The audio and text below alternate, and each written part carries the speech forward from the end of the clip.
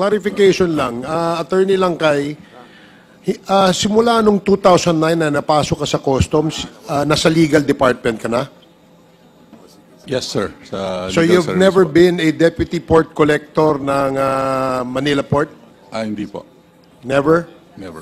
Are you sure? Yes, sir. Sige, okay, thank you. The next to Deputy interpolate... collector, yes, sir. As deputy collector of Port That's of my Manila. question. So you were a deputy collector Yes, for operations, sir. ng operations, Yes, tama? sir. Yes, sir. So, alam mo na merong tara.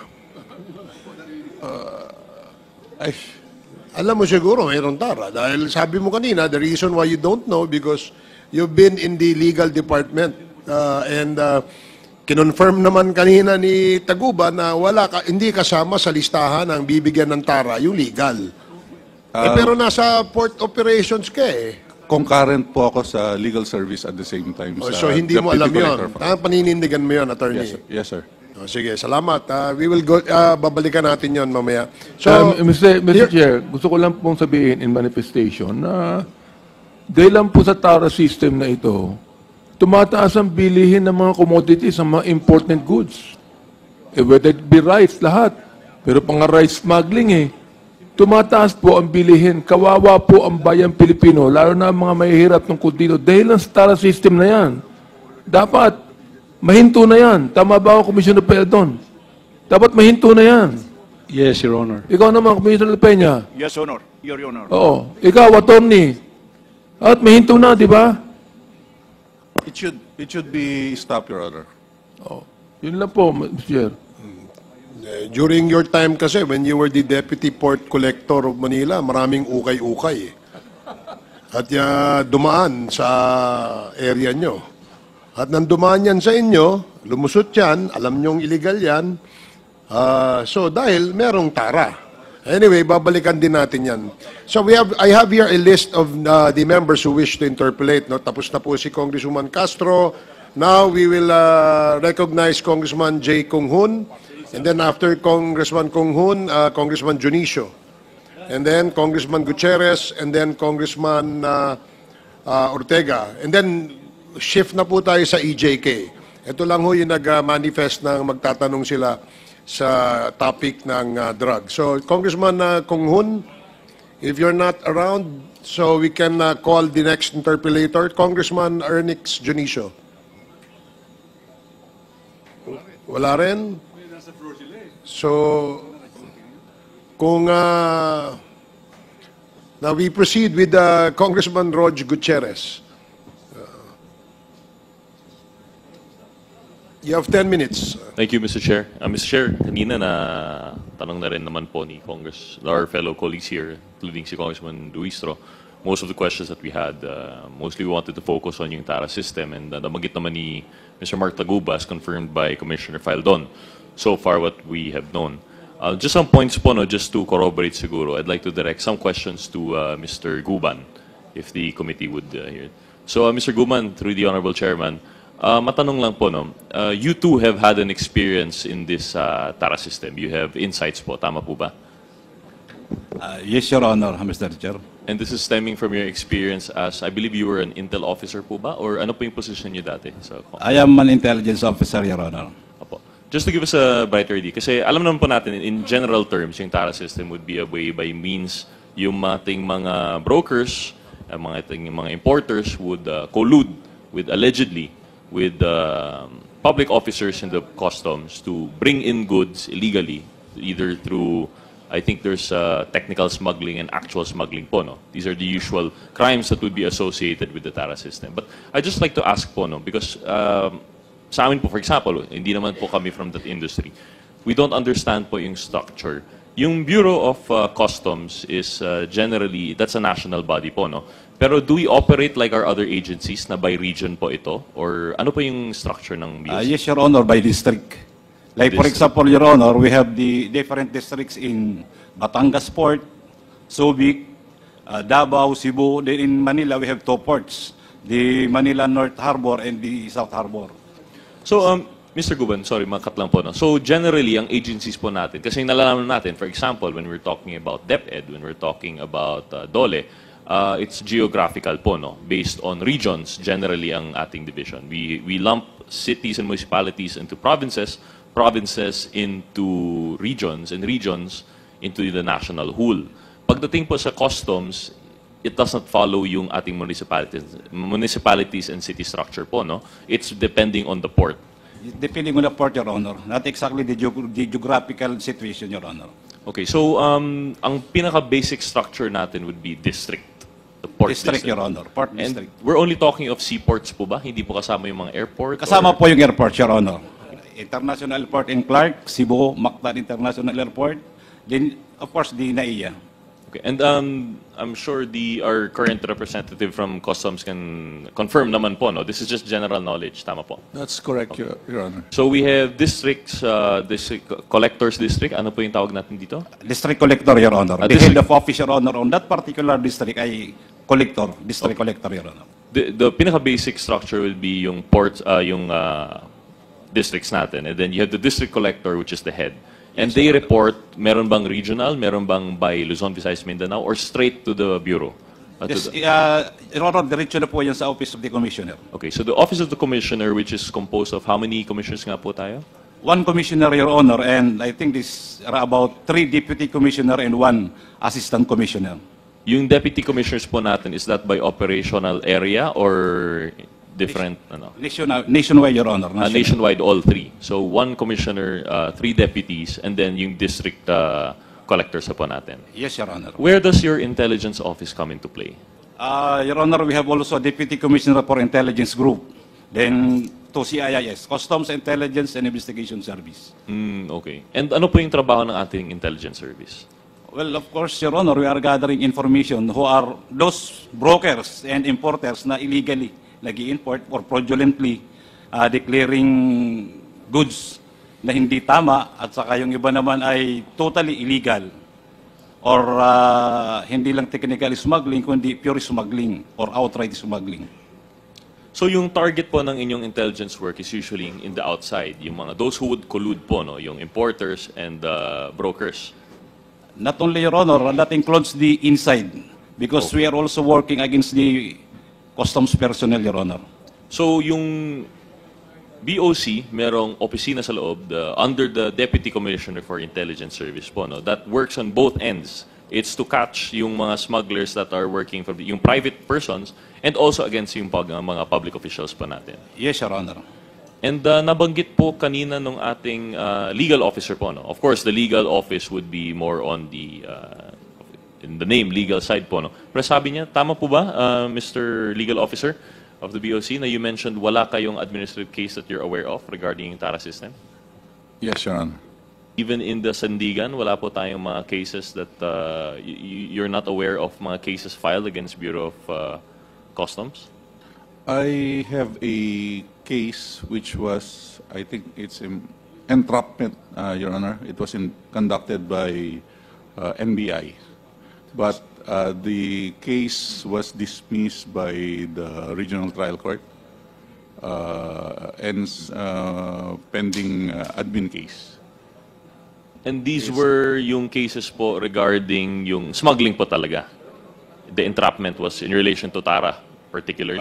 It's a, well, I don't know if I can discuss the circumstances, but it was a kind of a entrapment of a drop-off of a sum of money. Okay, so it's in relation to graft and corruption within the BOC.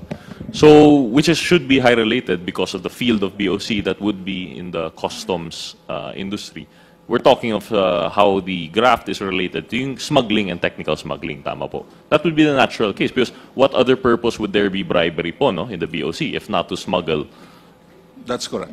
So in a way, it's related. And sometimes po, we have related yung ating mga drugs cases, which is what brings us here to begin with. You mean to tell me, just to clarify po, no? So you are aware of yung mga drugs cases po natin? In particular, sir, itong EMT case, we have had a conviction on this case, Your Honor. So you've had a conviction in this case. And actually, part of the legal service is kayo po mismo nagpa-file ng mga kaso, no? This was filed by the legal service, correct. And yeah, this has been We had obtained a conviction on this case, but still under appeal. I did 3 accused filed an appeal, and the other one filed a motion for reconsideration. It's now pending before the court, regional trial court, and the Court of Appeals. So, like the legal service po, through the Honorable Chairman, like the intelligence service, I mean, ang legal service po is pointed outwards towards yung mga private persons, yung importers, yung brokers, and also inwards. You would also file cases po against your own. Tama po ba? Yes, sir. Yes, sir. So you mean to tell me po, just to confirm, in the case of Mr. Mark Taguba, in which supposedly yung sa EMT, yung with drugs are now related, and there was a mention of the TARA, you would still say na di nyo po alam na may TARA system? In the EMT case, Your Honor, it's a case of, I suppose it was a case of misdeclaration, and then it was discovered upon source outside of the Philippines, and information came in that a certain shipment contains drugs. So when they acted on that active intelligence, they were able to follow the shipment, and they were able to follow and go to the site or location and found the items, Your Honor, the 5 crates, metal crates containing this shabu, Your Honor. But of course, since you are following this case, the allegations by Mr. Taguba that there is TARA system, that's the first time you've heard of it in your tenure in the BOC. I've heard about the TARA system that was mentioned by Taguba during the Senate inquiry on the matter. I believe I can remember that it was published, it was aired live, Your Honor. Thank you. I'll come back to that na po, no? Or perhaps in the next hearing when hopefully si Commissioner will join us, because we want to take the input rin po of the BOC itself. But okay, we'll go back po siguro to Mr. Guban, please. With the Pardon, sir? indulgence of Chairman Acop. Mr. Guban, so going back to the question po, no, I just wanted to confirm kasi po with legal, yung ano yung organizational structure po nila. And like the intelligence service, they focus both on the outside and inside the BOC. And sa inyo naman po, intelligence service, and you were serving under, is this directly under the Deputy Commissioner for Intelligence? The CIS Director, Your Honor. Kami CIS, mga personnel po, Director po ang nakaka-under sa amin directly. And you operate nationwide po, or are you assigned per district? Per district also, Your Honors. So per district, saan ka na-assigned at your last post? During that time at the Port of Manila, Port of Your Manila, Honor. which is the biggest? One among the biggest, Your One Honor. amongst the biggest. So from your, how many years nga po yun, sir, that you mentioned? Your service 17 years. Around 17 years of service in the BOC. In This BOC. was fully intelligence. Yes, Your Honor. And yung TARA system is nothing new to you. Your Honor, wala pa ako sa Customs. I was with Economic Intelligence and Investigation Bureau before I became an intelligence officer in the Customs. TARA system is already there. And it's always been the same, yung red lane, green lane, yellow lane. Before, Your Honor, wala pa yan, asikuda. I think that was during the time of Commissioner Paraino na nag-modernize. Din pinalitan na lang selectivity system because of the computerization. So, I think pagkapatapos ni Commissioner Paraino, then the next commissioner, I think that was Commissioner Morales, unti-unti na po nag-modernize, digitalize na po ang custom. So, ginawa na po yung selectivity system. So, nagkaroon na po niya ng super green lane, green, yellow, red, orange.